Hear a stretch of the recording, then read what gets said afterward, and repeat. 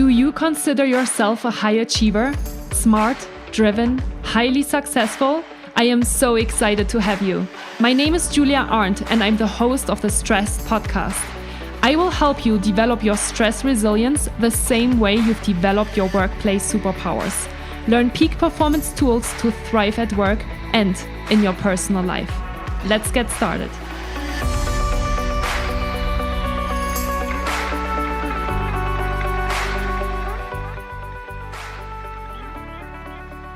Hi everyone, and welcome back to Stressed, the podcast to develop your next workplace superpower. I'm really excited to have our next podcast interview guest in the show today, and it is Dr. David Clawson. Hi David, welcome to the podcast. Hi, how are you? I'm really good, thank you. How is your morning going? It's good. It's a little hectic, but this feels good to kind of sit back and relax with you for a second. Nice. Yeah, that's usually always the first question that I'm asking my podcast guests. Where are you? Where are you located? What time is it? And what have you been up to this morning? So give us a little insight into those kind of questions. Well, I'm in Seattle, Washington. I'm at work right now. So I started clinic earlier this morning. I got a little break to hang out with you. So that's good. Great. And you've seen already a few clients this morning as well? Yeah. I've had a reasonably full morning, and kind of a mixture of a couple procedures and some people with some pain conditions as well. So probably some of the stuff we're going to talk about, I actually got to apply this morning. So nice. Tell us a little bit more about you and what you're doing, what you're specializing in. So tell us a little bit more about yourself and who you are. Yeah, so I practice physical medicine and rehabilitation. That's a relatively small specialty. People don't know a lot about it. We're called physiatrists, sometimes confused with psychiatrists and podiatrists, but physiatrists for physical medicine and rehabilitation. And our practice is pretty broad. It involves, kind of in the hospital, taking care of things like strokes and spinal cord injuries and brain injuries and MS and ALS and people coming out from COVID infections who have critical illness, myopathy and neuropathy and things like that. And then the office practice for most physiatrists is a mix of those diagnoses, but also involves a fair amount of musculoskeletal medicine. So that is, neck pain, back pain, peripheral joint injuries, things like that. So that's kind of the bulk of the practice. I have done in my career, getting a little long in the tooth here, a little bit of everything. For most of my career, I was doing an inpatient practice as well as an outpatient practice. Currently, I am primarily doing outpatient work with a focus on neck and back pain and complex spine care. So I work really closely with our spine surgeons with that part of the practice. And then I used to do sports medicine. I'm boarded in sports medicine, but that's not an active part of what I'm doing right now. Mm-hmm.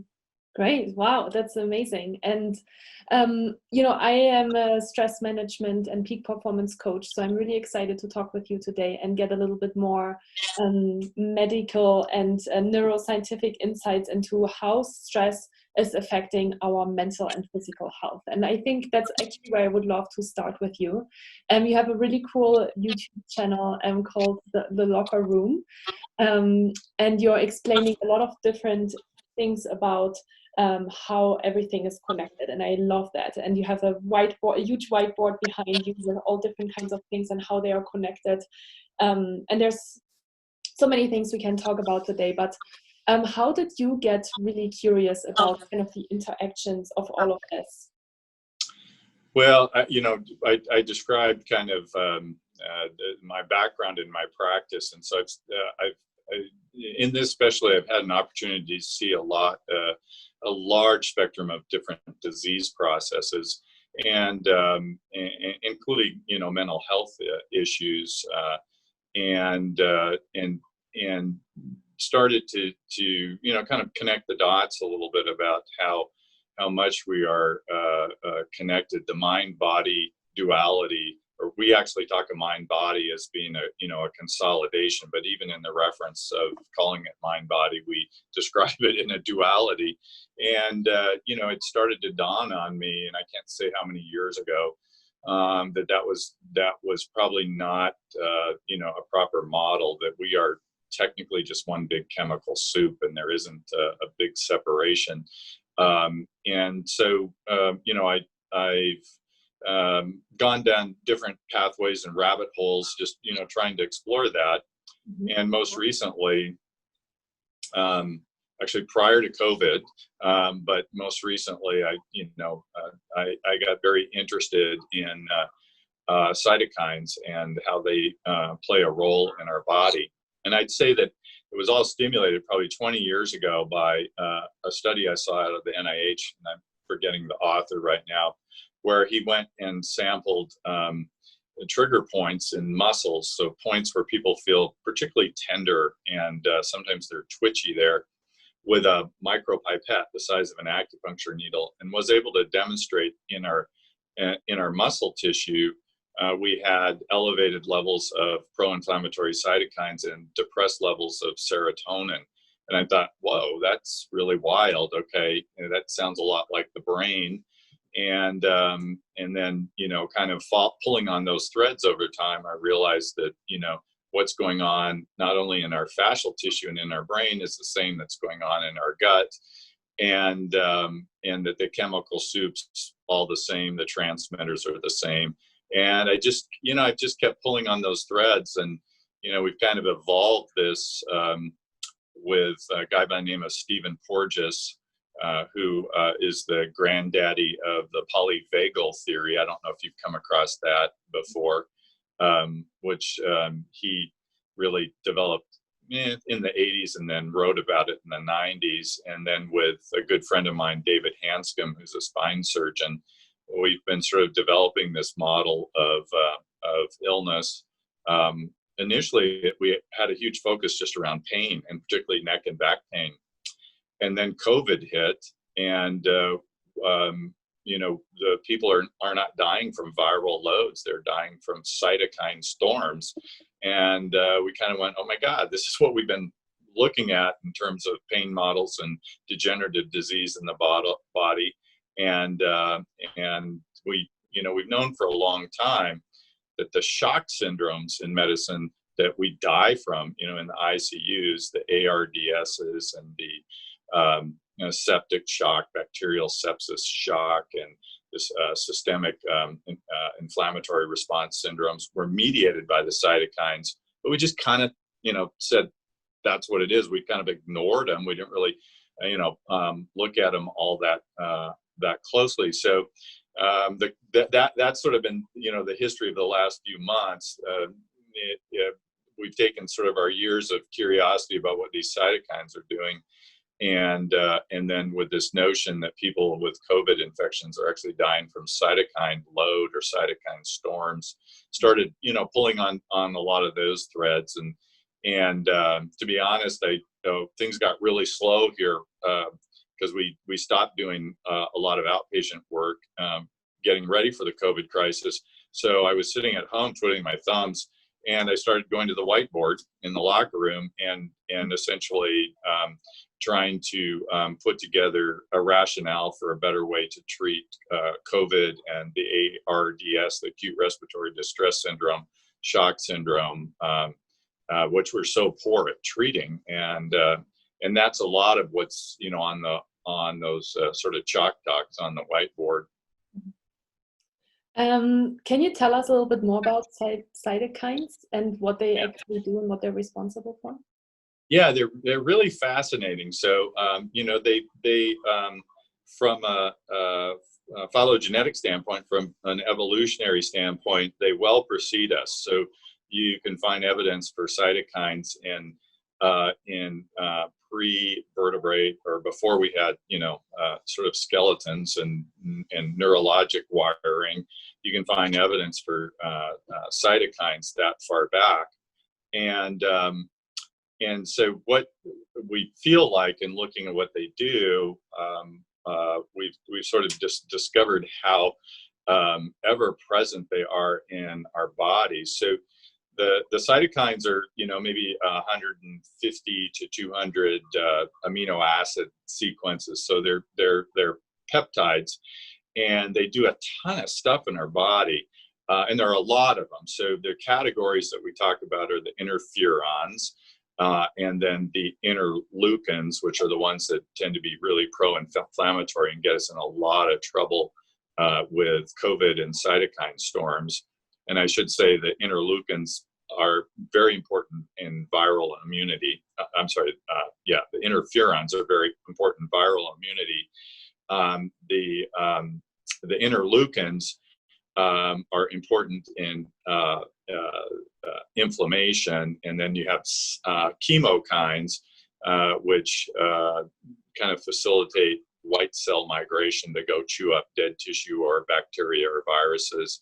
And then you have the tumor necrosing factor family. So it's this big family of different peptide transmitters in our bodies that we probably are just getting to the tip of the iceberg. But the ones that we've been most fascinated with are really the interleukins, which send out signals that tell white cells to migrate to certain parts of the body for immunity, but primarily their role in inflammation. So these things, they got their name, cytokines, cyto meaning cell, and kind, like kinesiology, movement. So they were identified sort of in the world of immunology as sort of the helper chemicals for white cells to get them to go attack a bacteria or virus, and that's kind of the inflammatory response. And so then we talk about pro-inflammatory cytokines, which are the ones that create the inflammation in our body that can cause early degeneration or the ARDS syndrome of COVID. But there are also anti-inflammatory cytokines, and they promote decreasing inflammation, and they actually tend to enhance immunity over time. So there's those two components of it. But as we started digging into this, we actually discovered they also work as transmitters in other parts of the body. So they also work as neurotransmitters in the brain, right? And then you dig in a little further and you realize that they are directly engaging in metabolic processes. They directly engage in the burning of glucose and the choosing of glucose as a fuel versus the burning of ketones and choosing ketones as a fuel, depending on what state our body is in. They even they affect our lipid profiles, our cholesterol profiles as well. So their role is, you start going, oh my God, they're doing all this different stuff in the body.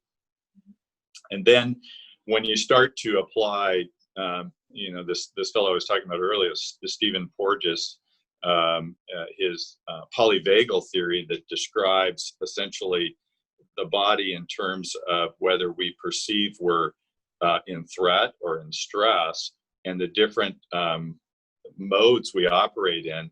And then you start using that story and looking at what the cytokines are doing, you realize that there's a really great story to tell, that the pro-inflammatory cytokines come out when we perceive we're under threat and attack, or if we actually are under threat and attack.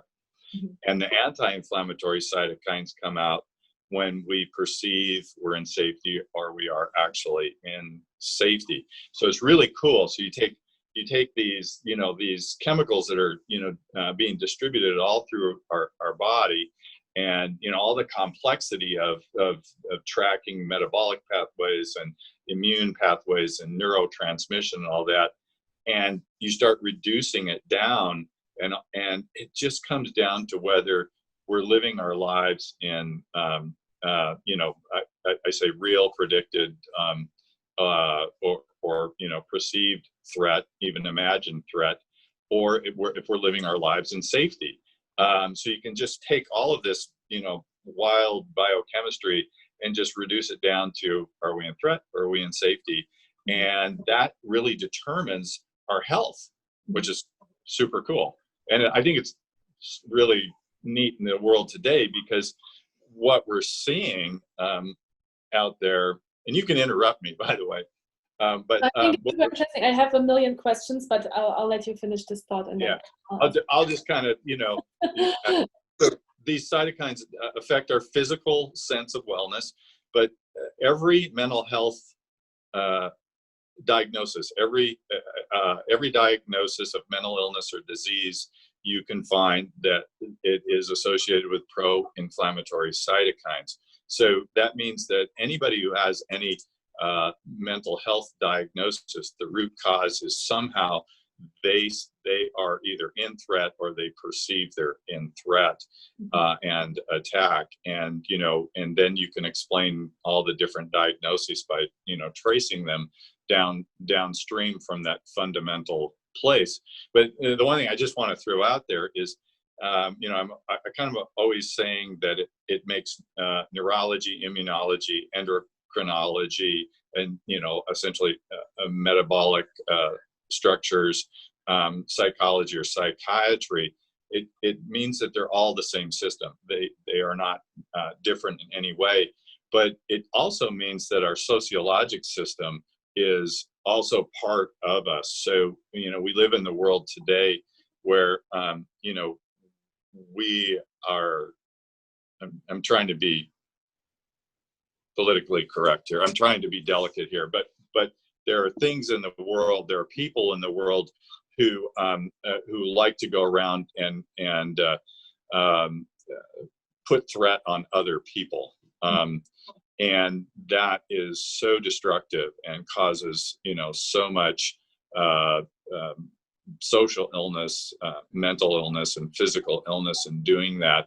That it's something we have to be aware of. Is that there are direct physiologic consequences and direct social and medical consequences to perpetuating threat in the world, and so that's also a very kind of root fundamental of all of this, is that we have to recognize that we may be harming people just in our toxic behavior and relationships to people. So prejudice, a sociopathic, toxic narcissism, all those things really affect our social structures as well as our own internal physical and mental well-being.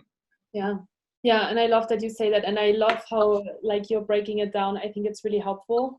So one of the things that was new information for me that I read a couple of months ago, and that really helped me understand why we are more in acute stress, was the whole interplay, obviously, between, you already said it, are we in the threat state or are we in the relaxation state? But then I read somewhere in an article that even if the sympathetic nervous system is activated and we think it's like fight or flight, it doesn't actually have to be an emergency situation. So even if it is a non-emergency situation, like for example, we're just working all day long and we're just using energy, we are in the sympathetic state. And that really helped me actually to understand, okay, because I was always trying to explain this to my clients, and clients were always like, well, but I'm not in a fight or flight emergency state. And I'm like, no, but you are even in that state when you're exerting energy, or if it is a perceived threat, right? So even if it's just negative thoughts, or watching the news all day long and there's all this fear that is instilled, right? We are in the sympathetic state, and it has an impact on our stress levels over the course of the day. Can you explain that maybe more, or why that? Well, yeah. The way I always look at it, so our sympathetic nervous system, is activated in stressful situations. Now, some of those stressful situations are, going out and getting a great workout, going for a hard run, something like that. And the sympathetics are activated to support that state. But when we're doing that, we aren't under threat. Typically, we're doing it out of, sort of free choice and enjoyment. We know it's going to make us feel better, but it does require a level of activation of the sympathetic nervous system, and the choices being made, to increase our heart rate, our respiratory rate, our sweating, choosing to mobilize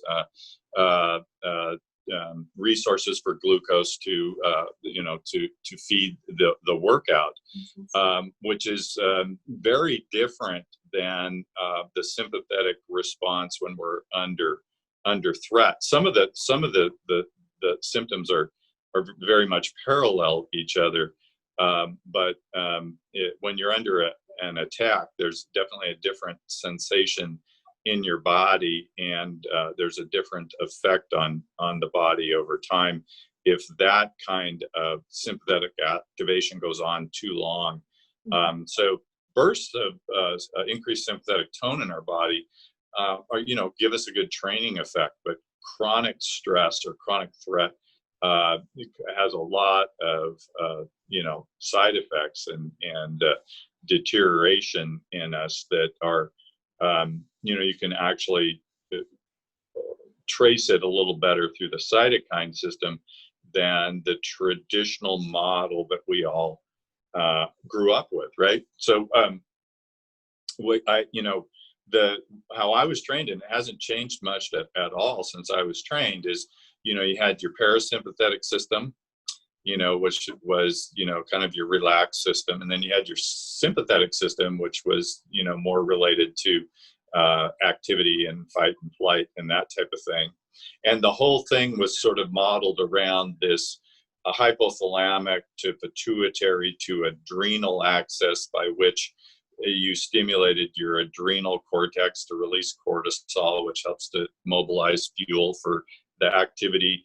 And if things are kind of tense, you release noradrenaline and adrenaline from the adrenal medulla. And that was kind of the model we all grew up with, but it failed to explain the spectrum of stress and how our body reacts to it. And I think that's where these cytokine systems are so interesting, because they start to really explain why we feel so much different if our sympathetics are activated under good or safe stress versus under threat stress. So yeah, and definitely threats come in so many different ways, or have so many different vectors to get us. And I think that's what's also really interesting in this, looking at it. You start with the physical threats, which, COVID's a virus. So you've got the viruses, you got the bacteria, you have parasites, and then, you also have lions and tigers and bears. And those were our threats, prehistorically, right? They were physical threats, and other people, other tribes were threats to us as well. But, in modern society, those physical threats have really been more or less corralled. I mean, COVID's a little bit of a wild card, but, we have antibiotics for bacteria, and, we managed to stay away from lions, tigers, and bears, and physical assaults are not that common anymore. So our threats in the modern world tend to be what I classify more as spiritual threats, social threats. Interestingly, just being excluded from a social group. If somebody is somehow has that, I think they start calling it moral injury, or that excluding somebody from a group. They've actually measured that their pro-inflammatory cytokine interleukin-6 will go up from social exclusion wildly, right? So that spiritual threats can be also financial, living in poverty, and also discrimination and injustice. They all fall under that category. And those things all increase our threat levels, increase our traditional hypothalamic pituitary adrenal kind of threat stress hormones, but also increase our pro-inflammatory hormones. So people who live under spiritual threat have an increase in pro-inflammatory cytokines and increases typically in cortisol, at least if they're existing in a fight or flight state, not going all the way down into sort of freezy, fainty depression state. And that does a lot to explain why, the American Black population has a higher incidence of obesity, diabetes, heart disease, hypertension, kidney disease, anxiety, and depression. Is those social or spiritual threats that they're living with all the time. And there are other populations in the United States that experience that as well. And then there's the in the shadows of the brain, which is really fascinating. You have also this sort of constant poking on the threat button. I always call the amygdala, two of them in the brain as our threat buttons, that below the surface of the brain, sort of in the shadows of the brain, where we house a lot of stuff. We have predictive codes that are constantly sensing in our environment whether we're under threat or safety. That's in every animal. That is partly instinct, but partly learned predictive codes based on past threat and safety. We also have traumatic memories that get housed down there. So children who have had experienced abuse, adverse childhood events, have a much higher risk of asthma and autoimmune diseases and things like that. We know that women who experienced incest have a much elevated risk of getting lupus. I mean, that's wild to me to think about that, chronically suppressed historical event that can then poke out as an autoimmune disease when somebody's in their 20s or 30s, because it's harbored down in the shadows of our brain. And then the other thing that we all do, but docs do it as well. And so we're victims to some of these kind of disease processes. And you can even see it in physicians' suicide rates are above the average, is we're masters at repression, right? Negative thoughts, we try to, suppress them, compartmentalize them, and repressed emotions, instead of dealing with them, we stuff them away. And they come back to haunt us. They come back to poke at us.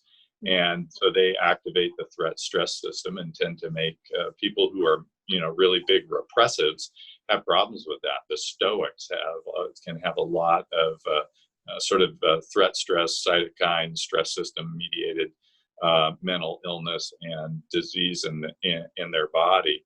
So you can then extrapolate that to, I'm sitting at work, I'm stuck at a computer, maybe somebody's at a job they don't like, maybe they have a boss who, they're afraid of, and everything in their entire being is telling them, that I need to move, right? We were made to move. So everything in their entire being is saying, you need to get up and move, particularly if you're in fight or flight. Those are mobilization responses. And everything in our body, if we feel threatened in fight or flight, is telling us to move. But you're sitting there at your computer just trying to get through the day, and you can't move. And so now you have to repress all that energy and repress all those negative thoughts and repress the anxiety or the anger, and it just starts to build. And pretty soon your health starts to deteriorate. And it's not a lion, tiger, or bear, but it's absolutely, neurobiology, neurophysiologic responses that are occurring in our body as we, fight to be sort of stoic in getting through our day. But anyway, that's interesting. I love that you explained. Because so what I'm working with, and a lot of people that will listen right now, are people that are in the workplace, right? And people in the workplace have a lot of stress, right? Either perceived stress or actual stress, right? There's definitely that balance. And one of the questions that I had was, why are people addicted to work and so successful in their careers while having a poor lifestyle? Can you explain that to us on a like more medical level? Biochemical. Wow, that's a really good one. I'm not sure I've worked that one through. So, yeah, yeah. So I'm going to have to do a little bit of ad-libbing. My overall sense is the cultural contagions that we get. These are, cognitive contagions, not really a virus, about what it means to be a good and successful human being, are major drivers in our behavior. So I think particularly in the United States, we have this cultural contagion, this thought that we don't have value if we're not busy working, accomplishing all the time. So there's that piece of the culture that can become kind of toxic, and there's been some great work over the years, particularly by the Ernest Becker scholars, on existential angst, and we worry probably more about, we repress the fact that we may be the only species that's conscious of the fact that at the end of the road we may be annihilated potentially. I mean, I'd like to hope there's a better spiritual explanation, but that's always a possibility. But they actually have kind of demonstrated that not only that anxiety over our physical death, but we have extreme anxiety over a social death. We are, and this is Stephen Porges's work as well, we are very pro-social animals. And so we need to be connected. And so we want to do the things that allow us to, be part of the social norm. And I think our cultural construct of work is a little different in the United States, and it drives us to sort of workism, So I think that's a piece of it. I think the other thing is, as predictive animals, we recognize that, running out of resources is a bad thing for us, for our survival. So running out of money is a bad thing for us. And so I think that idea of not being secure in the world because, you don't have enough money, I think that's a real driver to that equation. And I think there's another factor in it, is that this one's a little harder to explain, but we've come to almost accept in our physiology that being kind of in flight mode is normal. And we have a really hard time getting to a point where we're truly relaxed. And so I think what we sometimes do is when we are left alone to sit with ourselves and we actually start to feel our anxiety, that anxiety propels us to get up and move instead of kind of riding through it and finding that point of relaxation. It's just easier to get up and move and to go back to habitual things. So I think in that regard, when you feel anxious, you're not really sure what to do in the world, your self-esteem is wound up in who you are at work, you like the money. It is the way we can, there's two ways we can kind of get out of the uncomfortableness of anxiety. And one of them is to go down the energetic, what's that, energy bunny route, where we go seek out activities that will give us a little dopamine hit and make us feel a little calmer for a while. Kind of our pleasure reward system makes us feel better, almost like an addiction, right? Like a cocaine, a pleasure reward response. So we can gravitate to that easier than we can kind of sit with our own emotions and process them and actually work to get in a relaxation mode.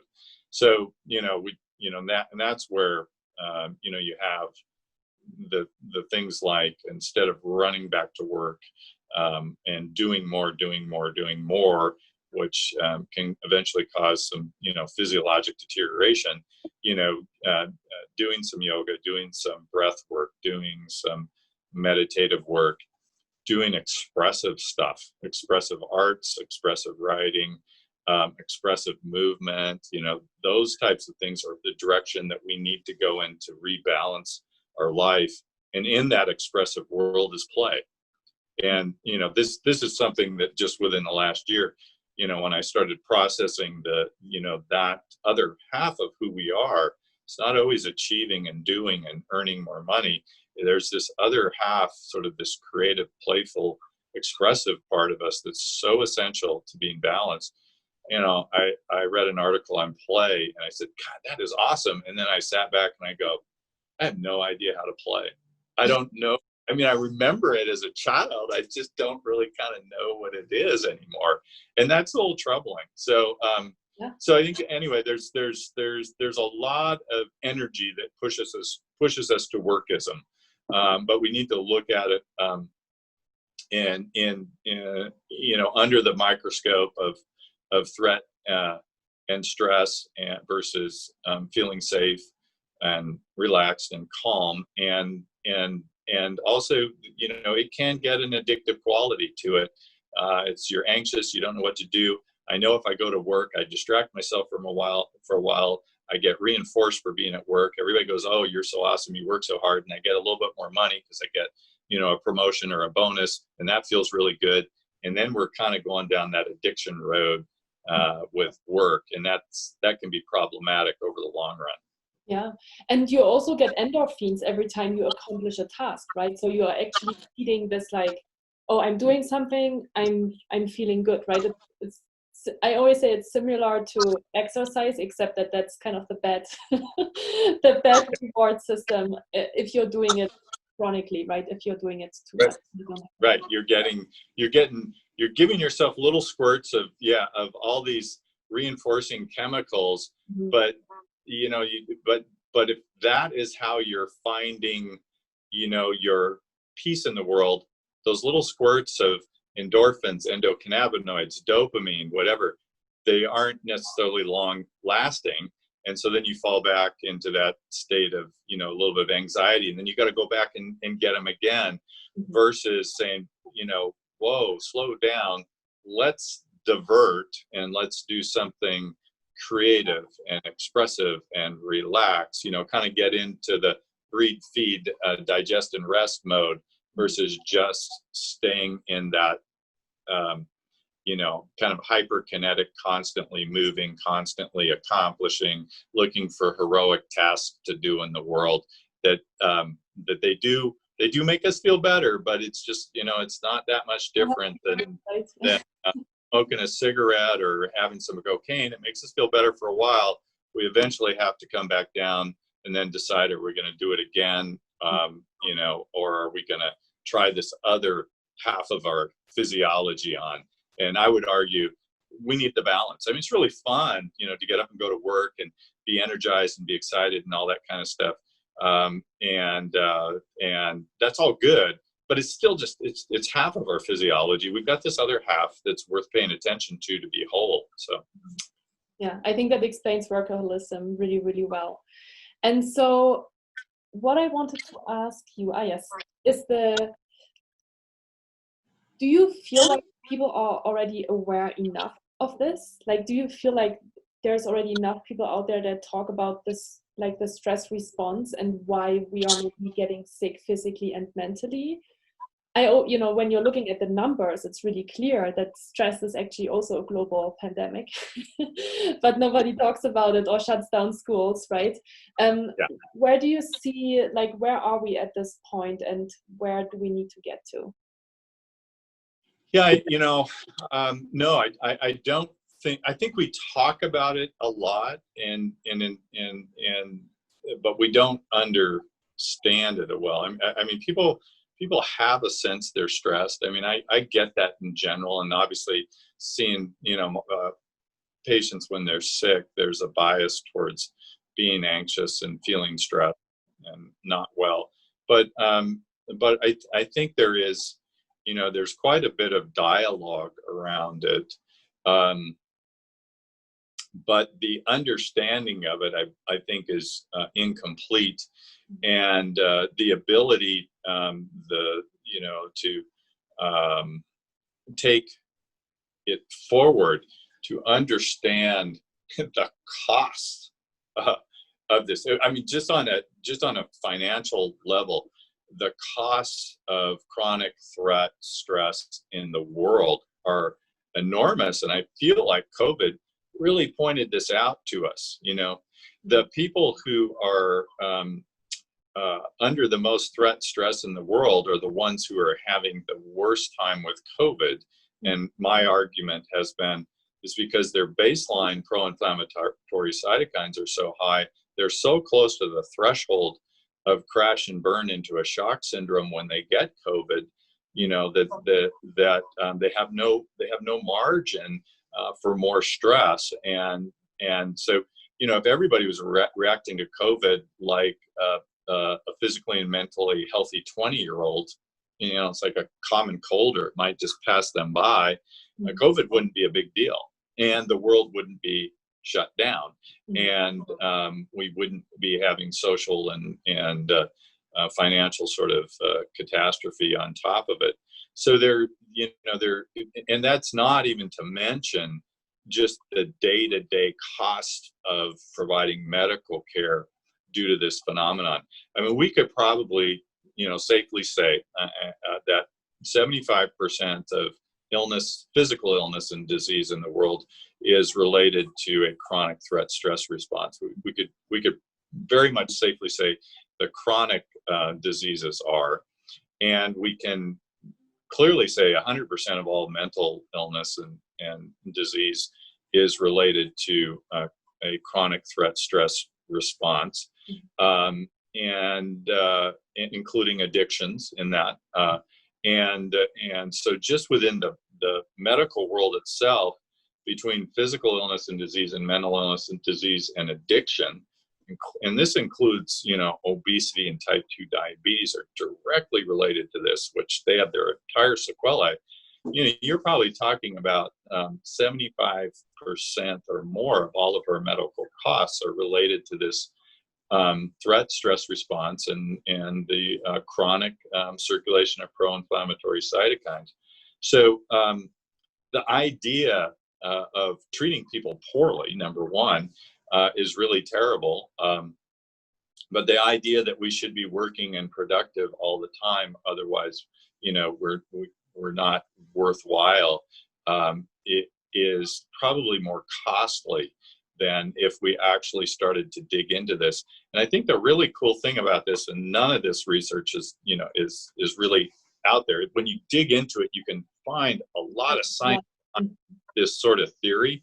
But the idea now that we could potentially just measure, probably the most pro-inflammatory cytokine is interleukin-6. And we have cytokine panels. But the idea that, when we're getting our cholesterol level checked and our C-reactive protein checked and our blood counts and our chemistries, that we were to grab an interleukin-6, and that could be a barometer of how much threat we're under. And if it's elevated, then we need to dig. But it can't just be superficial digging. We can't just say, oh, well, of course, you're obese, so it's going to be elevated. We have to dig a little further and say, what are all the things that feel threatening to you in the world? And the emotional processing of a lifetime, is part of the solution. But, simply getting people to feel safe in the world, safe in their environment, fully seen, getting rid of all the insecurities, the social insecurities, the financial insecurities, those types of things are a part of treating this phenomenon. But we have to create that dialogue, and we have to create a new sort of, what I would say, the cognitive contagion, not a virus, but the thought that excessive work and not finding time to relax, or the thought that the other thought that is out there is that competition is good. I don't know. Competition is good, and for certain resource allocation in markets, but we by nature are fundamentally much more about adaptation and cooperation than we are about competition and conflict. So there's a lot of things that we have to change. You know, and in the United States, it's going to have to honestly start at the top. I mean, we have a problem with threatening people and demeaning people and bullying people, and that is going to make us sicker. It's going to put us at greater risk in every pandemic that comes. But just in our baseline level of dysfunction and illness, we're going to be a sicker population, and it's going to cost us. And we, you know, we're trying to bankrupt ourselves with our illness care system. We don't have a health care system in the United States, so there's a lot of work to be done, I guess I should say, to make this all better. Yeah, for sure. I totally agree. I would still love to talk about what the individuals still can do in this, right? Because yes, there's of course a lot of things that have to change from a higher level, but then if we are just sitting around waiting for the other people to do things, I think that's also not really helpful, right? So what I, for example, always say is that, you know, people need to choose what they can control and what is outside of their control, and they need to focus on what is in their control in order to kind of work with the thoughts as well and be like, okay, instead of staying in that stress state and that fear state, moving into more the safe state of like, okay, all of these things are going on and I recognize it, and maybe I have that initial reaction, physical and physiological reaction, right, to stress, but then I can actually, with awareness and relaxation, shift back into the safe state and decide on what I can control. From a cytokine perspective, how can I, so, you know, we've talked a lot about cytokines today. So if people are not so familiar with that, is there something that they can do on that level that they can really influence the more, I guess, the anti-inflammatory cytokines? Yeah. So so there's a lot of things you can do. I think, you know, if we start with just an assessment of our own, you know, sort of, now we're talking about cortical functions and our thinking functions and sort of the, you know, cognitive behavioral therapy. But I would say for everybody, they should fundamentally look at the constructs that they're living with the reasons that they, you know, value certain things and don't value other things, and whether or not, you know, that's really an accurate assessment, or if it's just something that they have acquired, you know, a cognitive, as I say, contagion, but a cognitive process that leads them to a certain behavior that may not be accurate or true or necessary. So I think people really need to look at the woods, the shoulds and have tos, needs to in their world, and decide what are those, are just, you know, are just constructs that somehow we've put upon ourselves that don't have much value anymore. So that's top up kind of stuff. Now let's go all the way down to bottom, the brainstem stuff, and work up. So there's a lot of good information, particularly Stephen Porges' stuff that I keep talking about on polyvagal theory and how we can modulate our stress system through things like that increase our what's called our vagal tone, our breathe, feed, digest, and rest tone, our relaxation tone.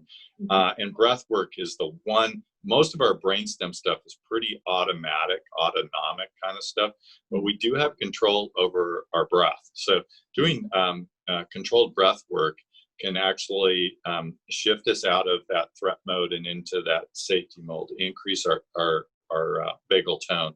So really like that kind of stuff a lot.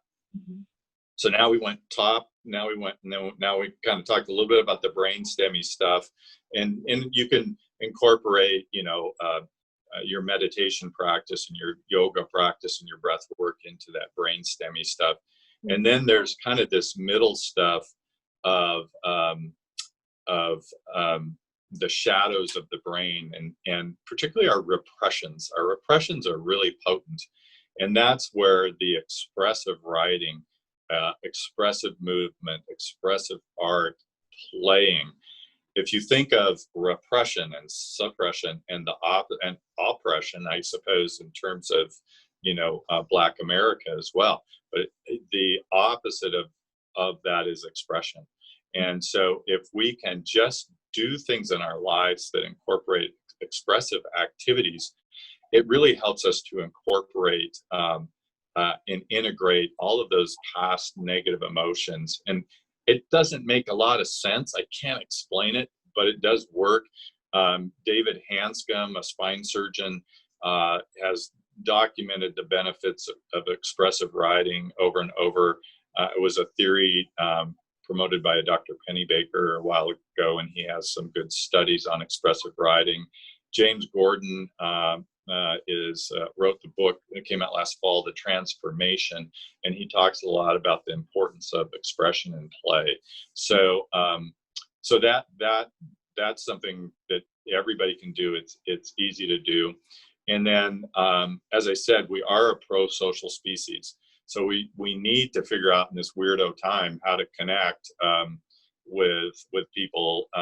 But that's really important to us. We don't survive very long, physically or spiritually, without connection. If you put us out in the forest by ourselves, none of us survive very well alone. So we need that connection, and that connection, including but it's got to be a safe social connection. Threatening social connections are different, but you've got to have those really safe social connections, and they're really important to us. They increase our vagal tone, our safety tone. They help us to throw out oxytocin, which is an amazing hormone in everything that it can do. And there's been a lot written by a woman by the name of Sue Carter on oxytocin and all the things it can do, healing tissues and pushing up vagal tone, relaxing us, increasing our relaxation response. So love hormone, all of that. So I would say those are the kind of the big things, the cognitive shifts, the brainstem work that actually helps get us into relaxation, expressive work, and social connection. And that's going to increase our pro-inflammatory cytokines, which are also our catabolic cytokines and feel-good cytokines, and depressing our pro-inflammatory cytokines, which are catabolic, make us feel terrible. And I'd say that the last thing kind of in there is recognizing, for us to really feel safe in the world, people talk about staying in your lane type stuff. Other people talk about boundaries, but we have to become really good at establishing our boundaries and then understanding we can't go crashing into somebody else's lane. And when we create those nice boundaries around us, even though we're pro-social and we need those social connections, we also need a little bit of boundary around us. And everybody needs it. So we have to, if we need it, then we got to respect somebody else's boundaries. And then within our own boundaries, we have a certain sense of freedom to be our authentic self. And that also is really important. And that gets messy with social relationships, and establishing, those boundaries is really, really challenging. But I think that's the kind of work that we could start even with kids, in preschool, and just, this concept of, you get to respect yourself. Yeah. I think that goes a long way. I'm smiling that you're saying that, because I have a group coaching group, and this month's focus is how to set boundaries. So I'd love that you just talked about boundaries and how we don't really learn that, right? We don't really learn how to say no, or that it is okay to say no. So I love that you're bringing that up as well, in order to make sure that we're staying healthy. So that's actually a really beautiful kind of wrap up. And you've already mentioned a couple of really amazing books. What do you think about routines and habits, maybe as one of the last questions? And what have you created in your life to bring it a little bit more personal, to integrate all of these things into your life through routines? Yeah, well, this is where, I always look at myself. My kids, laugh at me. I always feel like I've acquired a lot of knowledge, and yet haven't achieved wisdom.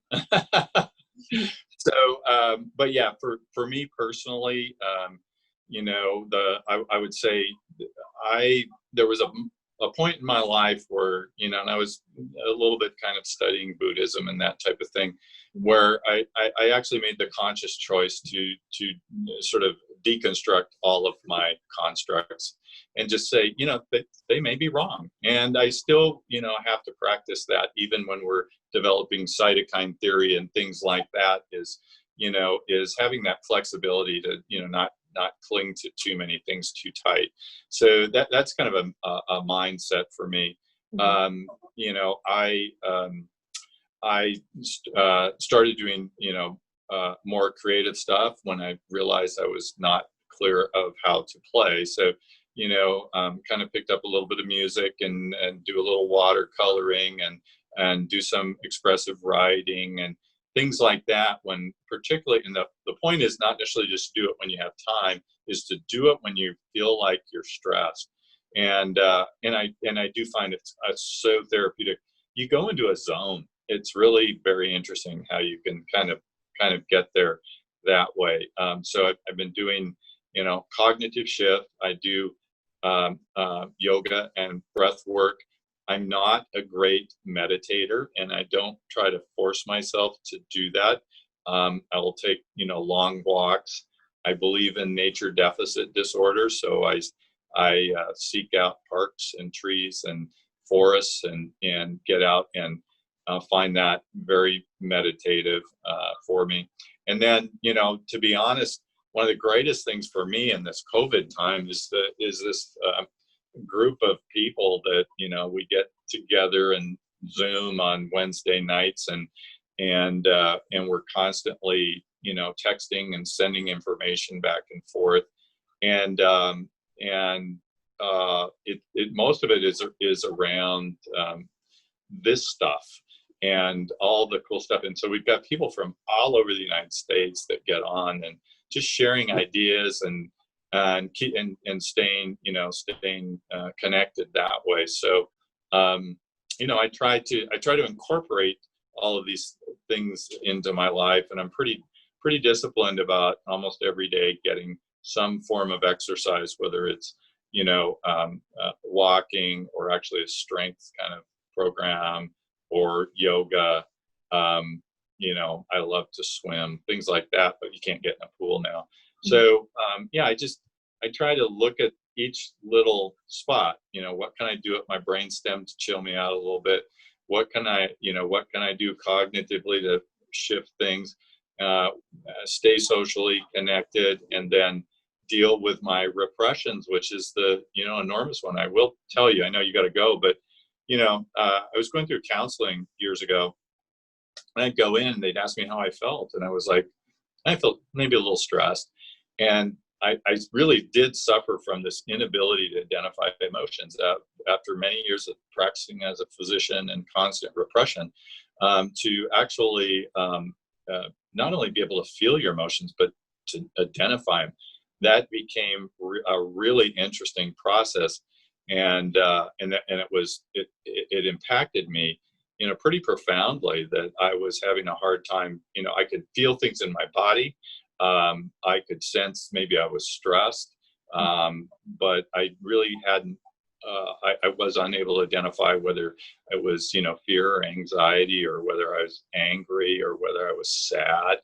They were not really available to me, and my counselor pointed that out, and I said, that's really interesting. And so now that's the other thing I do, is I do spend time to, when I'm feeling something, to find a quiet moment and actually go, what is it? And I'm still working on it. I'm a work in progress. So yeah, no, I love that. Thank you so much for sharing that. I think it's really powerful to identify feelings and emotions. And I feel like just the sheer awareness, right, of like finding that word or that name to it in a quiet moment almost helps you relax again, right? Because you're like, oh, this is what it is. I feel like it's so, like I'm doing breath work sometimes with clients or sometimes with groups, because it's so powerful to just, okay, identify where it's tight, and then find a word or an emotion or a feeling that explains it, and then breathe into it, and all of a sudden, 30 seconds later, people feel better. And I'm like, well, because they're so unconscious and you're suppressing that feeling, that all when the time. you get conscious, it's, you can actually identify it and let it go, right? Yeah. So, super simple, but yet so powerful. Yeah, and we're so bad at, well, me anyway, so bad at identifying those things, which isn't particularly helpful. It's an interesting phenomenon to be sort of trained in repression as a physician in some sense, and that's not particularly helpful clinically, when we are detached from our own emotions. So yeah, it's very powerful. Really powerful. This was such a wonderful interview. Thank you so much for your time. How can people find out more about you or get in touch with you if they are interested to do so? So my practice is in Seattle, Washington, and I'm at Swedish Hospital there, and that's probably the best way to track me down. We're in the process of putting some papers together to explain this better, but right now they're kind of crude on the whiteboard, and that is almost an exercise in trying to get it right before we put anything to print. So hopefully in the future we'll have a little bit more out there regarding this. But I would encourage people to, if they have neck or back pain or suffering anyway, David Hanscom's Back in Control, Stephen Porges's polyvagal theory is powerful, James Gordon, The Transformation, John Sarno, The Divided Mind. Those are all, they aren't in the weeds with the cytokines in any of those. So this is new stuff, the way we're organizing that. And so I don't have anything really available yet for people in print. So. Not in print, but you do have your YouTube channel, which is, I think, under David Clawson. Is it under your name, the channel? Yeah, David Clawson. I put it under the locker room, and I won't go into that story, but it's really cool. I recommend people to watch it if you're interested to learn more and more about the biomedical and biochemical interactions of stress. So thank you so much. Again, I really appreciate your time, and I really appreciate the insight. I think this has been a really wonderful, super insightful conversation. And I wish you all the best. Thank you so much for being here. You too. Pleasure. Take care. Thanks. Bye.